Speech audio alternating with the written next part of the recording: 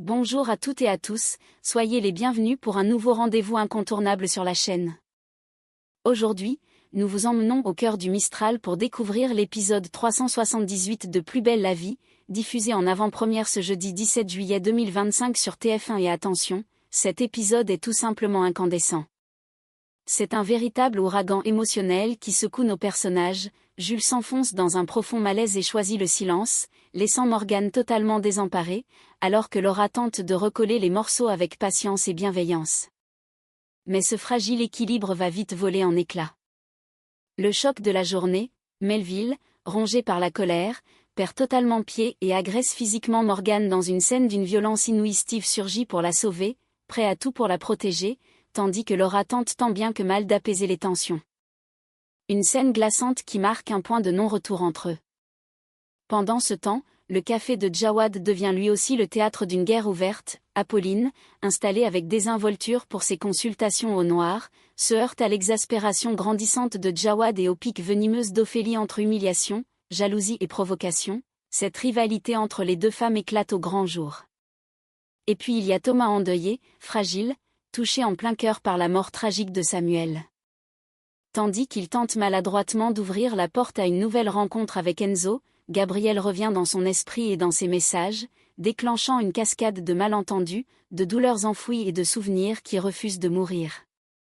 Et au creux de ce tumulte, un moment suspendu, inattendu, Morgane trouve du réconfort auprès de Steve dans une intimité apaisante jusqu'à ce que ce simple exercice de respiration devienne un baiser tendre et troublant, porteur de promesses et de complications. Colère, jalousie, culpabilité, désir, trahison, cet épisode 378 est une mosaïque d'émotions intenses, un véritable champ de mine où chaque geste, chaque mot peut faire tout exploser. Restez bien jusqu'au bout, car ce résumé détaillé et haletant vous fera revivre chaque tension, chaque secret dévoilé, chaque cœur brisé.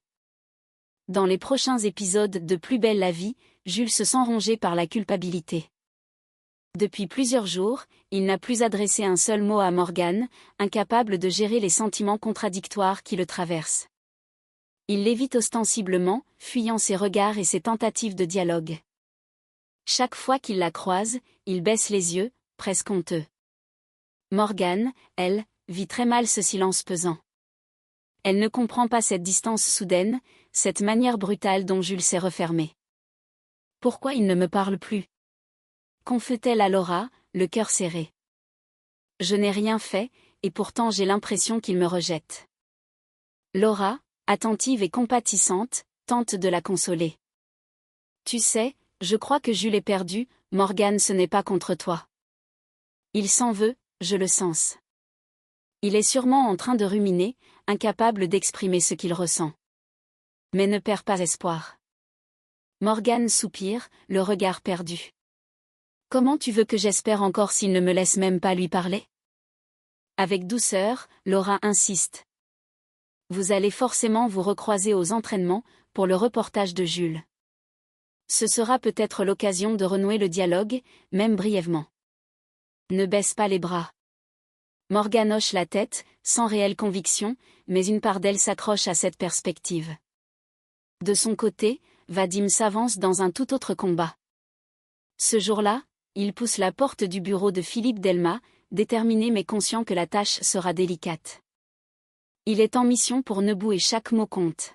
« Bonjour, je viens pour prendre la place de votre ancien infirmier », annonce-t-il d'une voix posée. Delma, assis derrière son bureau, lève un regard sceptique. « J'ai besoin de quelqu'un qui sache vraiment ce qu'il fait », tranche-t-il, sec. « Vous avez de l'expérience ?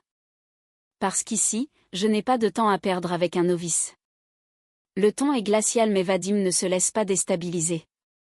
Derrière son apparente assurance, il cache une tension intérieure, il sait que cette couverture est essentielle pour approcher Delma et surtout protéger Esteban. Après un instant de silence où Vadim soutient calmement son regard, Delma finit par céder, presque à contre-cœur. « D'accord, je vous laisse faire un essai. Mais je vous préviens, la moindre erreur et vous êtes dehors. » Vadim acquiesce, dissimulant son soulagement. « Très bien. Je ferai en sorte d'être à la hauteur. » Dans le fond, il le sait, cette opportunité, aussi fragile soit-elle, pourrait tout changer.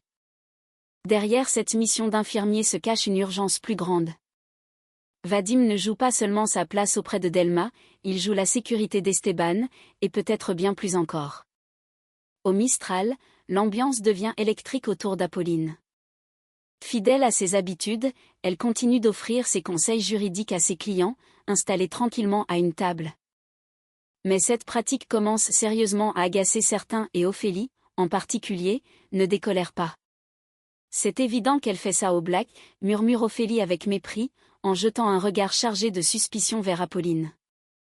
Elle se croit où? Dans son cabinet? De son côté, Jawad, derrière le comptoir, fulmine. Il observe Apolline s'accaparer 2 tables comme si le café lui appartenait. Non contente de monopoliser l'espace, elle a branché plusieurs chargeurs, pompant l'électricité sans gêne. Et pour couronner le tout, elle pique discrètement du papier toilette dans les toilettes du bar. Agacé au plus haut point, Jawad finit par exploser. « Apolline, ça suffit maintenant » tonne-t-il en s'avançant vers elle d'un pas ferme. Sans ménagement, il referme l'ordinateur portable posé devant elle. « Tu dégages. Tu prends 2 tables, tu te sers en papier toilette, et tu consommes à peine un supplément salade verte à 2 €. Tu crois que je suis ton sponsor ou quoi ?»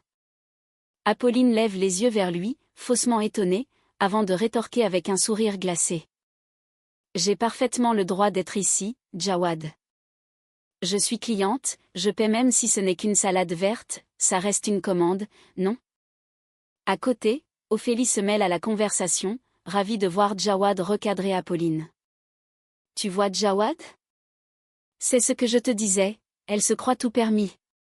Et puis ces conseils qu'elle donne, c'est de l'arnaque pure et simple. » Apolline lance à Ophélie un regard noir, avant de répliquer d'un ton mordant. « C'est fou à quel point tu ne comprends rien, Ophélie, mais bon, on ne va pas te demander de savoir comment fonctionne le droit. » Le ton monte rapidement entre les 2 femmes. Elles ne cessent de s'envoyer des piques, chacune trouvant la moindre occasion pour abaisser l'autre. L'animosité entre elles est palpable, presque étouffante. « Tu me fatigues avec tes grands airs » lâche Ophélie, les bras croisés, sur un ton acide. Apolline rétorque immédiatement. « Oh mais c'est réciproque, rassure-toi. » Jawad, exaspéré par cette scène qu'il connaît trop bien, soupire longuement. Il sent bien qu'avec ces 2-là, aucune trêve n'est possible. Leur rivalité s'affiche désormais au grand jour et contamine l'ambiance du bar. Dans l'arrière-salle du bar, Thomas pianote frénétiquement sur son téléphone, absorbé par une conversation par SMS avec Gabriel. Depuis quelques jours, ils reprennent doucement contact, et ce soir encore, ils échangent des messages empreints d'inquiétude, ils parlent de Samuel, ce nouveau policier tragiquement abattu. Le ton des messages est grave, presque mélancolique. Thomas sent bien que cette affaire touche profondément Gabriel, et au fond, lui aussi n'est pas insensible à cette violence qui frappe si près de leur quotidien. Après quelques échanges, Thomas hésite un instant, puis se décide à écrire. « Tu sais quoi, ça te dirait qu'on dîne ensemble bientôt ? Ça nous ferait du bien de parler de tout ça. » À peine a-t-il envoyé le message que Barbara, qui observe discrètement son manège depuis le comptoir, s'approche en arquant un sourcil, amusée mais lucide. « Dis donc, tu comptes inviter ton ex-mari à dîner ? » lui glisse-t-elle d'un ton moqueur mais affectueux. Thomas esquisse un sourire un peu gêné. « Oui enfin, c'est juste un dîner entre amis, hein ?» tente-t-il de se justifier. Barbara éclate de rire avant de lui rappeler, taquine. « Amis ou pas, vous êtes quand même un peu divorcés, non ?» La remarque claque dans l'air avec cette légèreté qui les caractérise, mais derrière l'humour de Barbara se cache une pointe de vérité qui fait mouche. Thomas baisse un instant les yeux sur son téléphone, songeur. Pendant ce temps, ailleurs, la soirée bat son plein mais pour certains, l'ambiance est plus compliquée. Melville, sûr de lui, a tenté une approche envers Laura un peu plus tôt dans la soirée. Convaincu de son charme, il s'est approché d'elle avec un sourire séducteur. « Laura, tu sais que tu illumines littéralement cette soirée ? On pourrait peut-être discuter ailleurs, toi et moi ?» Mais Laura, fidèle à elle-même, n'a laissé aucune ambiguïté. Avec fermeté et sans perdre son sang-froid, elle lui a opposé un stop clair et net. « Désolé Melville mais ça ne m'intéresse pas. » Le ton était poli mais sans appel. Melville, piqué dans son orgueil, a masqué sa déconvenue derrière un sourire crispé avant de s'éloigner, les mains dans les poches. Laura, elle, est restée imperturbable, indifférente au regard autour d'elle, déterminée à tracer sa route sans se laisser distraire par les tentatives maladroites du jeune homme. Morgan pousse la porte du commissariat d'un pas nerveux. Son visage est tendu, ses yeux trahissent une inquiétude profonde. Sans attendre qu'on l'accueille, elle se dirige droit vers Patrick et Boé, qui l'attendaient. Patrick prend la parole le premier, d'un ton grave. « Merci d'être venu, Morgan. On a quelque chose à te montrer. » Boé enchaîne aussitôt, allumant l'écran d'un ordinateur placé sur le bureau. Ce sont des images filmées pendant la soirée. On les passe toutes en revue, au cas où elles nous permettraient de comprendre ce qui s'est vraiment passé. Morgan se penche, les yeux rivés sur l'écran. Les vidéos défilent, des rires, des discussions, des visages qu'elle reconnaît. Puis soudain, une scène attire leur attention. Sur une des vidéos, captée avec un téléphone portable, on voit Laura et Melville en pleine dispute. Les gestes sont vifs, les mots échappent à la captation mais l'attitude des deux est sans équivoque. Laura semble agacée, Melville lui fait face, visiblement frustré, presque menaçant. Morgan se crispe. Patrick lui jette un regard inquiet. « Tu étais au courant de ça ?» Morgan hoche la tête, hésitante, puis se confie enfin. « Je savais qu'ils avaient eu un accrochage pendant la soirée mais je n'imaginais pas que c'était à ce point. » Elle prend une profonde inspiration, puis ajoute à voix plus basse, presque comme un aveu. « Patrick, je suis inquiète pour Laura. Elle est en tête du classement, et ce genre de position attire forcément les jalousies. Certains pourraient vouloir l'évincer par n'importe quel moyen. » Ces mots résonnent dans le silence pesant du bureau. Patrick croise les bras, son expression se durcit. « Tu veux dire que tu soupçonnes quelqu'un d'avoir voulu lui nuire ?» Morgan acquiesce, le regard sombre. « Oui, et Melville pourrait bien faire partie des personnes à surveiller. Il n'a pas supporté que Laura l'envoie balader. » Boé opine du chef, déjà prêt à creuser cette piste. « On va examiner ces images de plus près. Et si quelqu'un cherchait vraiment à faire tomber ta sœur, on le découvrira. » Morgan serre les poings, déterminé mais rongé par l'angoisse. Dans son regard brille une lueur de peur mêlée à un instinct protecteur. Elle le sait, Laura est peut-être plus en danger qu'elle ne le pensait. Le lendemain matin, dans un coin tranquille du Mistral, Jules retrouve Laura. Il paraît fatigué, le visage marqué par une nuit blanche passée à ruminer. Sa voix est hésitante lorsqu'il prend enfin la parole, incapable de contenir plus longtemps ce qu'il a sur le cœur. « Laura, faut que je te parle, » murmure-t-il, baissant les yeux, visiblement mal à l'aise. Laura l'observe, attentive, percevant tout de suite qu'il porte un poids qu'il a besoin de déposer. Elle l'encourage doucement. « Qu'est-ce qu'il y a, Jules ? Tu as l'air ailleurs depuis ce matin ?» Il soupire, se passe une main nerveuse sur la nuque, puis finit par avouer d'une voix troublée. « Hier j'ai vrillé contre Morgan. J'ai dit n'importe quoi. » Laura fronce les sourcils, surprise. « Tu veux dire par rapport à Steve ?» Jules hoche la tête, honteux. « Ouais, j'ai laissé entendre que je me méfiais de lui, que ce n'était peut-être pas quelqu'un de fiable mais c'est faux. En réalité, j'ai une confiance totale en Steve. » Il lève enfin les yeux vers Laura, sincère. « Je ne sais même pas pourquoi j'ai dit ça, je crois que j'étais juste à cran. Et Morgan, elle n'avait rien fait pour mériter ça. » Laura pose doucement une main sur son bras, compatissante. « Tu t'en veux, hein ?» Jules acquiesce sans hésiter. « Tellement je me suis comporté comme un idiot. Morgan ne mérite pas ça, surtout pas en ce moment. » Laura lui adresse un sourire rassurant. « Alors dis-lui. Explique-lui que tu étais à bout et que ça n'avait rien à voir avec elle ni avec Steve. » Jules hoche la tête, visiblement soulagé d'avoir pu se confier. « Ouais, tu as raison.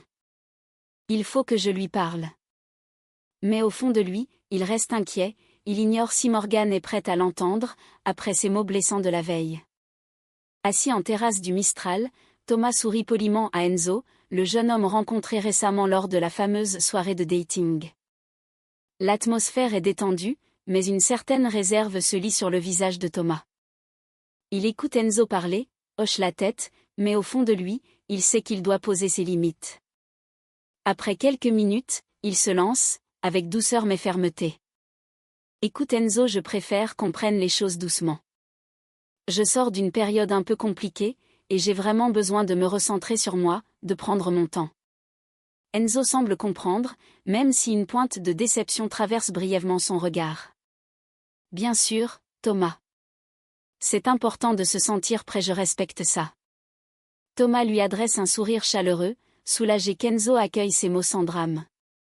Mais alors qu'ils poursuivent leur conversation, le téléphone de Thomas vibre plusieurs fois. Il jette un coup d'œil rapide, ce sont des SMS envoyés par Gabriel. Son cœur se serre légèrement. Intrigué, il ouvre les messages. Et là, il découvre une série d'émojis sans équivoque, des petits bonshommes en train de vomir. Thomas fronce aussitôt les sourcils, choqué, blessé, incapable de masquer sa gêne. Une pensée s'impose. C'est donc ça, Gabriel a dû apprendre que j'étais avec Enzo et voilà ce qu'il pense, que mon mec lui donne envie de vomir. Une gêne profonde l'envahit. Il repose discrètement son téléphone, essayant de se concentrer à nouveau sur la conversation avec Enzo, mais le malaise est là, bien présent. Quelques minutes plus tard, incapable de rester sur ce malentendu, Thomas finit par répondre à Gabriel par message. J'imagine que les vomitos c'est pour Enzo, merci, très élégant. La réponse de Gabriel ne se fait pas attendre. Elle est directe et teintée de légèreté. Mais non, pas du tout. Je me suis trompé de destinataire, c'est vomitos, c'est pour Axel. C'est notre petit jeu débile, au lieu de s'envoyer des cœurs, on s'envoie des émojis qui vomissent. En lisant ces mots, Thomas se fige. Une petite onde de soulagement traverse son esprit. Il réalise qu'il a interprété trop vite ce message et que Gabriel n'avait même pas conscience de la situation. Son regard se perd un instant, entre amusement et mélancolie. Cette maladresse de Gabriel, au fond, ne fait que lui rappeler à quel point leurs vies se sont éloignées, chacun poursuivant désormais ses propres liens, ses propres habitudes et ses propres blagues. La tension est à son comble à la résidence. Melville fulmine depuis plusieurs heures. Il tourne en rond dans le hall, le visage dur, les poings serrés, incapable de contenir sa colère.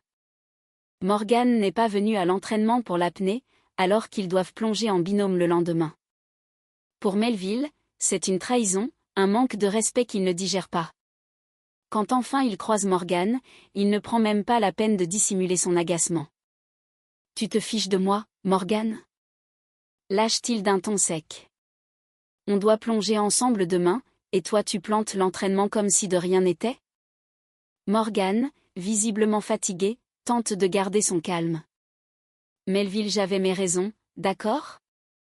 Je comptais m'excuser. » Mais ces mots n'apaisent en rien la colère de Melville.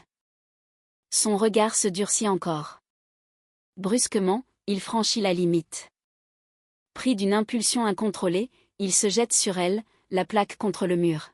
« Tu crois qu'on peut jouer avec moi ?» crache-t-il, hors de lui.